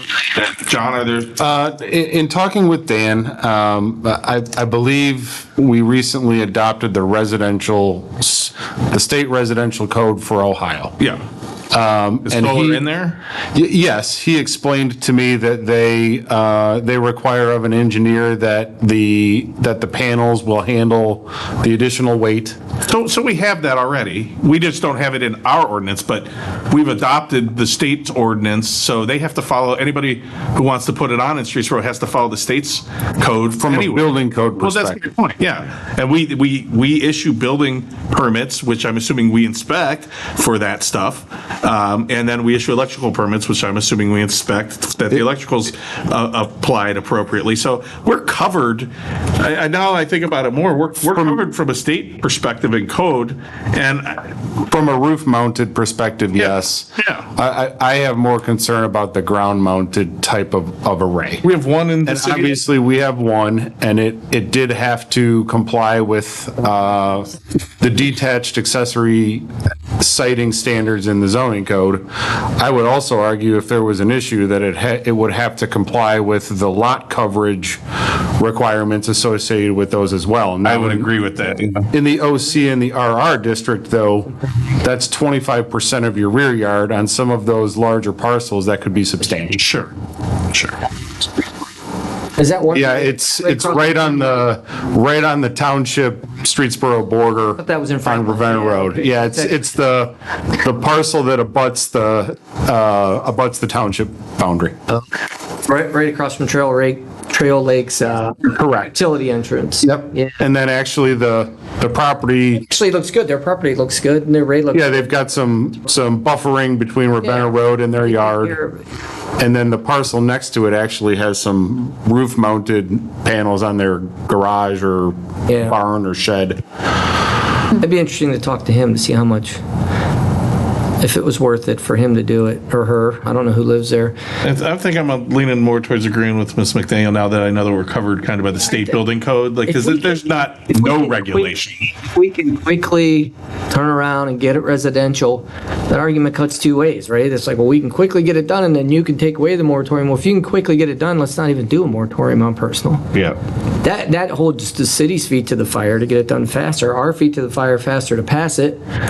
And I just don't see a rush in the city. And not like I did with the weed stores, people nonstop wanting to open head shops. I think part of the concern is, a year goes a lot faster than you think. I know, and then it becomes a 2-year moratorium and a 3-year, which is what no, and I know from experience with moratoriums, you don't want them to be open-ended. You only get into issues if they start here and end up 3 years down the road.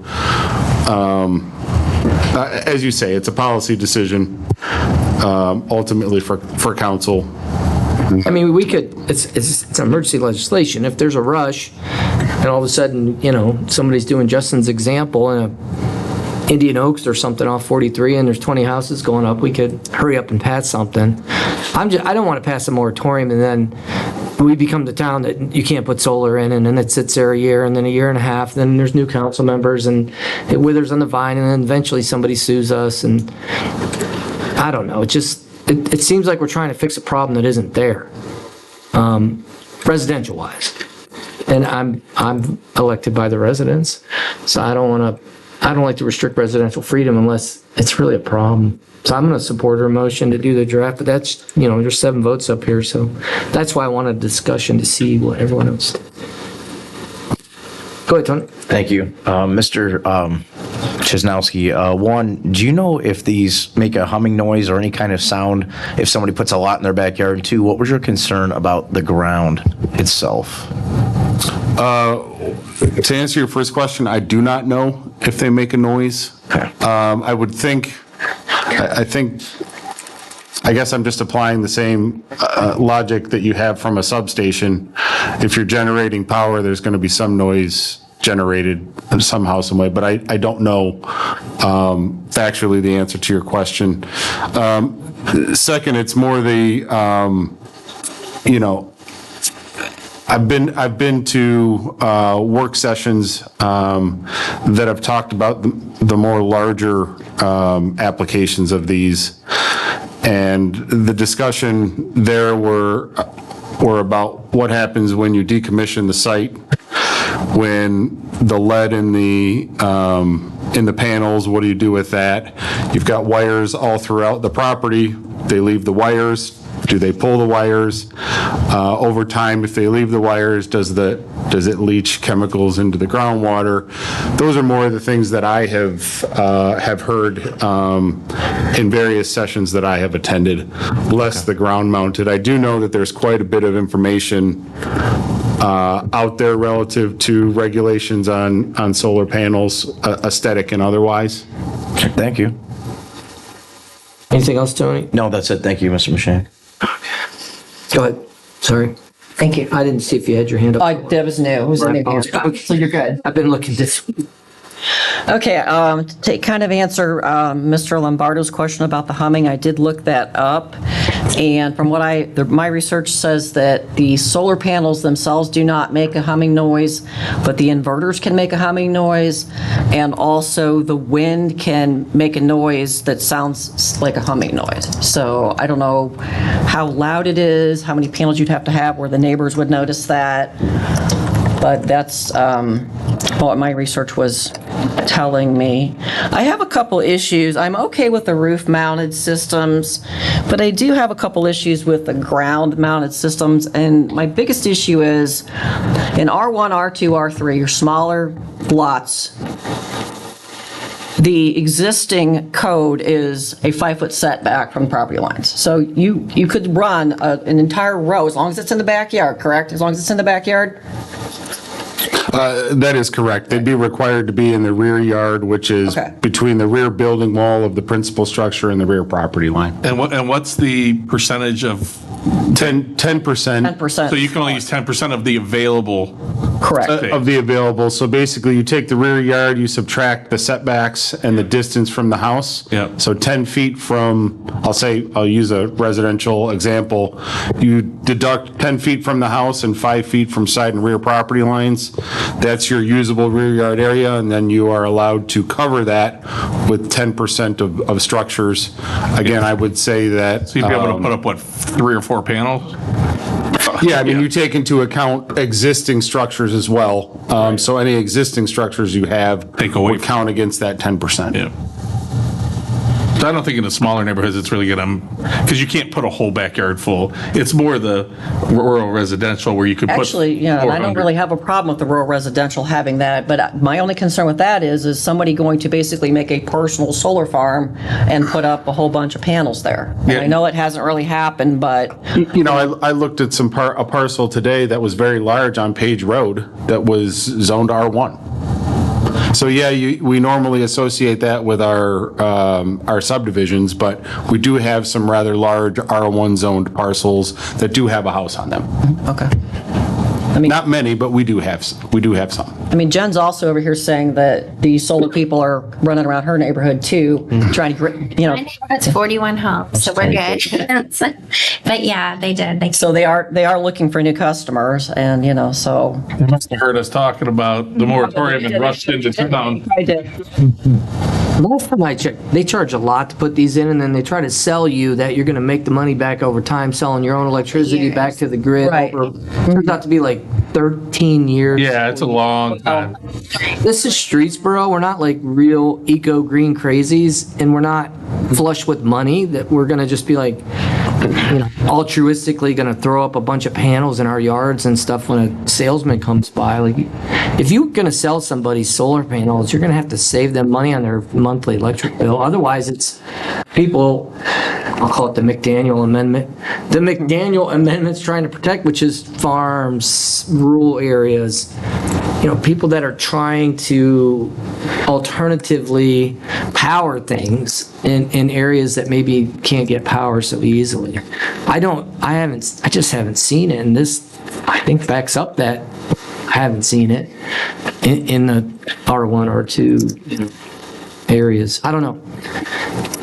All right, Mary Ann, you still have the floor, so you want to finish your... I guess I wanted to know if we could make a shorter moratorium for personal. Is that a possibility? And how to keep the solar farms on as a year? Is that something we could do? I think the ordinance can be revised, and it can be revised accordingly if that's, I don't know if that's better done with a revision to the existing ordinance or there's a separate ordinance. That would be a question more so for the law department in terms of the best way to do it. So we could make two different moratoriums. We could make a shorter one for personal and keep the 1 year on for the solar farms.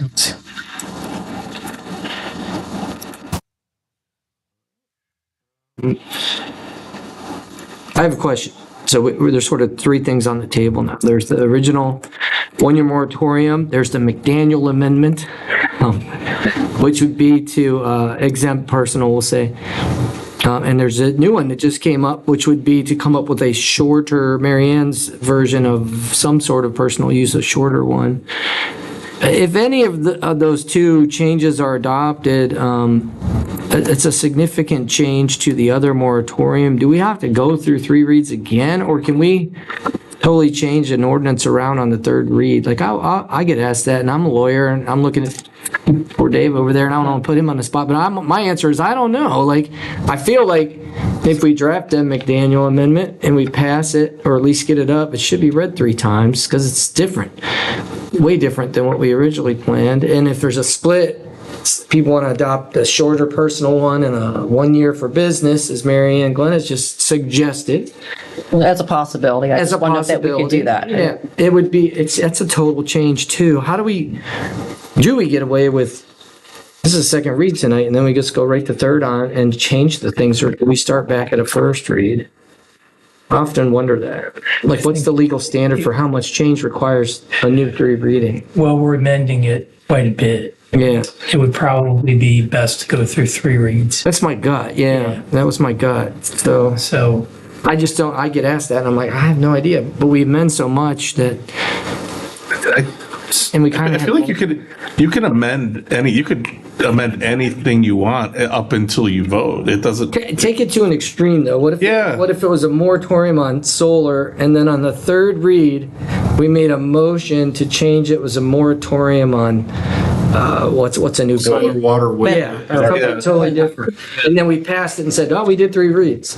That'd be an extreme example. I don't know the answer. I just think we now have 3 things on the table to consider as council people, and we're heading to second read, and I'm not comfortable without. We should decide on the way we want to go, and then I think read it 3 different times. But that's just me, 1 out of 7. So you guys figure out what you want to do. You haven't said anything.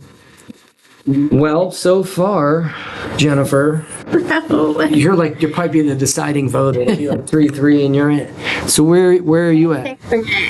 Go back and switch it to what Lisa's saying, that we should go back to the beginning, do the 3. That's my. You would feel like we need to do it over. How about where are you at, or do you know where you're at on, exempting personal homes and stuff out of the moratorium, but putting a moratorium on businesses as the McDaniel Amendment suggests? I agree with that, because I don't think a lot of homes, there's not a mad rush for solar. Even with the man coming to my house and caught me after I just woke up from night shift and tried to talk me into it. He looked at my house and everything, and I was like, I'll get back with you. But I'm just saying, I'm not going to get them. Okay. So I'm thinking it's just not something, when he did talk to me, it would take a long time to recover the costs. And we were talking to a lot of people, they're just like, yeah, no, I'm not. It's not really a thing. I think in this area, maybe. A lot of costs up front. Can we make a motion to take this out of full council and put it back on committee, amend it, and then send it back for 3 reads? That's the path I would prefer. It's Lisa's amendment, but I don't know what she was suggesting, and I don't know, Mary Ann sort of was throwing up a compromise question. I mean, if I don't want to everybody's, make it your position. hey, if everybody's okay with what Lisa's proposed, I can go along with it. It's not going to be the end of the world over here for me. I just had a couple concerns about that we were possibly opening up a slight crack for people to, maybe take advantage of what is, by removing that. Tony. Thank you, Mr. Mishniak. After hearing everything, I'm actually probably more on board with the McDaniel amendment for better terms, for us understanding. I've heard everything, and it's just, I don't know, I think that we're kind of limiting so much if we do it. And if that one resident wants to put the solars in, I think we have some basic regulations in place to where they can't put so many on their yard or, the building We could probably even look at the state. Somebody could get us an update on what's. The only thing I'm hearing is, you're regulating what I can do on my property. You're regulating. Yeah. You want to do that, go to an HOA, and I don't want to get into that whole ordeal, but, if someone wants to throw a couple up in their yard, I think they should be able to throw a couple up in their yard. And in the meantime, we're going to change it and make it best for the residents. But in the meantime, let's not hold back on that one or two residents that might want to do it, which is probably going to be one, if maybe two. Right. I mean, when they come to my house, I'm like, hey, I'm not interested. Thank you. Because I can't afford to put solars up, and I'm not interested. Well, I'll make a motion to send this back to service committee, next service committee meeting then. But the whole thing. They just send it back and then we'll revise it there. Is that fair? Is there a second on? The way. We're fine with that. So the service committee's in what, 3 weeks? We are fine with August 12th, yeah. Yeah, there's no rush. Yeah. So I made that motion. Can I just say one more thing? One more. Mr. Chesnowski, I do appreciate the work that you've put into this. I know it's not easy, and you're just trying to do, what's best on your end.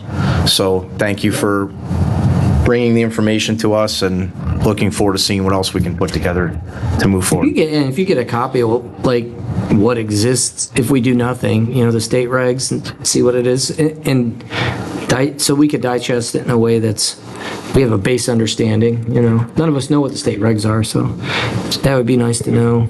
Steve, it is my understanding, just from talking with Paul, that it's the state that preempts local regulations for anything greater than 50 megawatts being generated. As I understand it, that's a pretty substantial size and number of panels. Yeah, that's for the commercial stuff, but like you said, we've adopted the state residential building code, and we'd like to know, our question is, what's in the state residential building code regarding solar panels? So I'm sure there's some kind of regulation in there. So Dan shared it with me when we talked. Mayor, was that included? I didn't see the list of information that Dan provided to you for council. Was that included in? I don't think so. What? Yeah, it was just ours. Yeah. You can have Dan look up the state code. Yeah, just so we know what's covered there. Yeah, in talking with Dan, he did show me there's a page or two in the current building code, and it does reference, I believe, both roof mounted and ground mounted. Very good. Thank you. Thank you. We have a motion with the first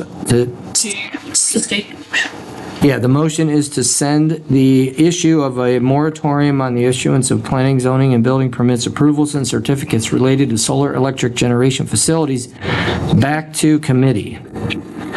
So then when it goes through committee, you're wanting it to come back in another version and go through 3 readings. That is correct. Because this literally has already had 2 readings. That is correct. It is dead in the water. Well, this has had one reading. One reading. You haven't read it yet tonight.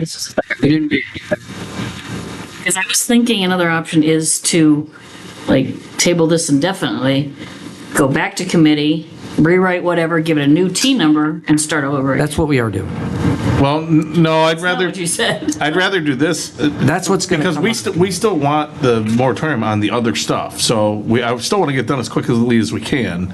You said there's no rush. There's a little bit of a Well, rush. I would keep the T number because we may come back and read it again as sounds like as a commercial only. Well, that's what I mean. Keep the T number the same, and we'll just. Well, she's jumping ahead. We're just saying send us back. Send it back to committee, and then we'll figure it out later. And then send T6730 back to committee. Back to committee. Service committee, and then we'll amend or do what we need to do to T7630 in committee, and then send it back. You're thinking how efficient you can be as a council clerk. We're trying to put a clog in the machine, and you're messing us up. T number, was it coming up as second reading then? Because it's already had first reading under that T number. No, I don't know. That's a clerk question. She's trying to say it would. Oh, you've already had one reading on it. So then we'll send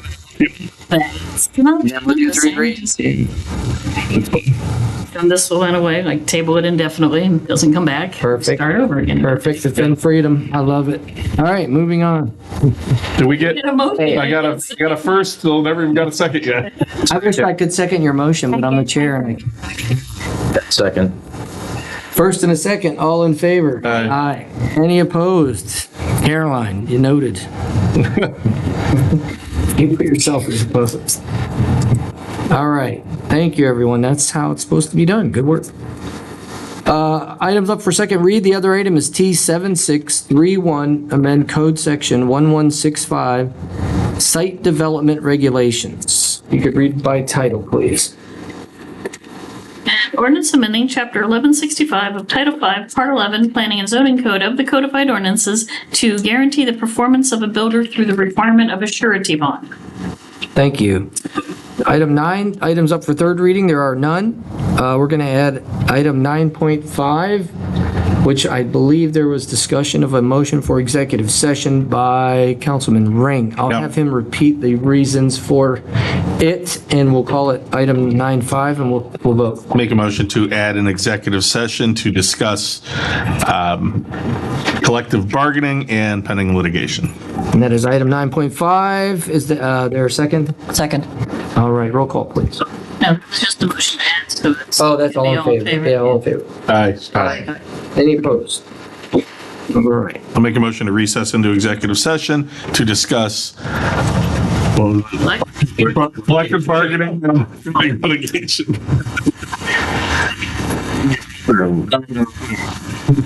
Watch your committee, I'll talk you out of running. Yeah.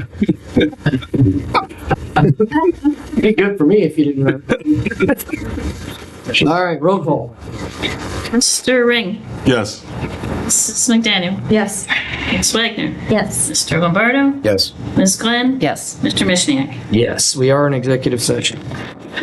You guys can go home. I